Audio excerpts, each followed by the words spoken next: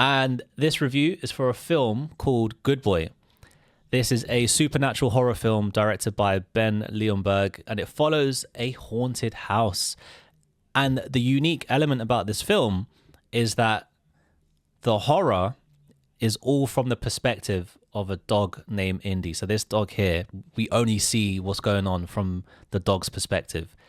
And fun fact, the dog is actually the director's real life dog. This is his dog. The Indy is his dog. The film debuted at South by Southwest. That's a festival that earlier this year, I think that March time.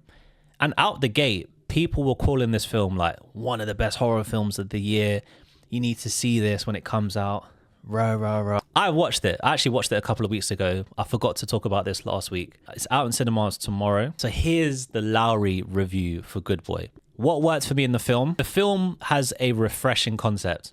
I've never seen a horror film told in this way. It's extremely unique, and it really is from the dog's perspective. Like, human faces are all blurred out. If you do see a human in the film, it's all from like the neck down. So it's literally from a dog's angle. That's all you see. And in addition to this, you have some really strong camera work and directing that actually works to build some great tension, especially in the first, I'd say like 10, 15 minutes, and then towards the end of the film.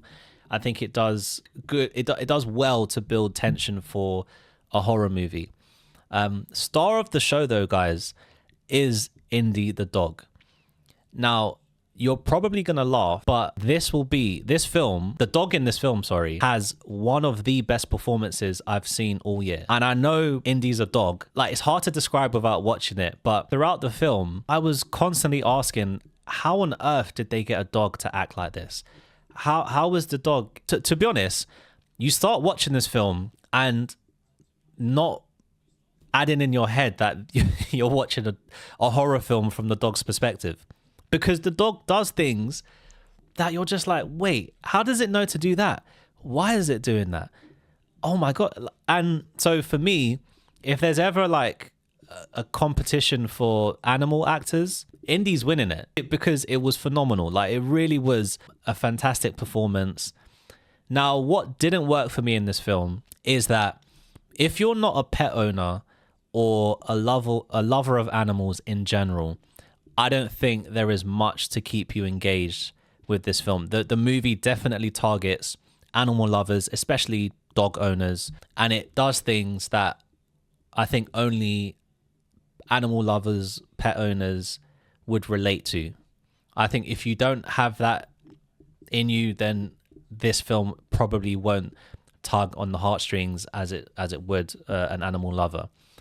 Because the film is told from the dog's perspective, and this is another element that didn't really work for me, whilst I love it and it's unique and bold, at the same time, the movie feels extremely limited.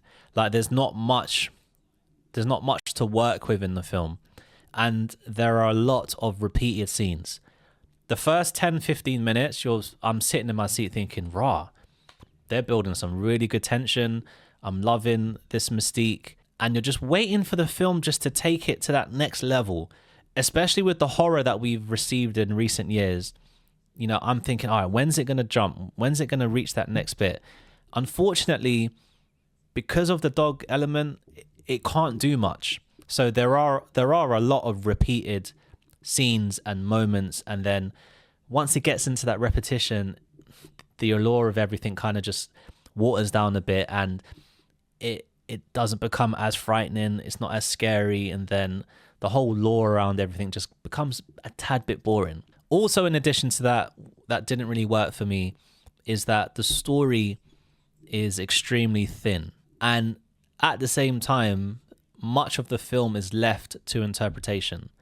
That is fine, I don't mind that in films, but when there isn't anything there, nothing to stick with me, I just left the cinema thinking, I don't know. So overall, it's an impressive film technically. I enjoyed the cinematography. I loved Indy. I love watching Indy on if there's a film with Indy in it, that's not a horror movie, I'm going to watch it. I respect the bold creative risk in this film, and I really appreciate that. In especially in an era of reboots, I'm thankful that this movie came out. But for me personally, it doesn't move the needle to warrant the one of the best horror films of the year quotes that I was seeing prior to watching this film. So, like I said, if you're an animal lover, if you own pets, if you're intrigued by the concept, then you probably will like this film. But if none of this appeals to you, then this movie is most definitely not going to be for you. If you're intrigued, good news is the film is only an hour and 12 minutes. So it's the shortest film that I've watched this year.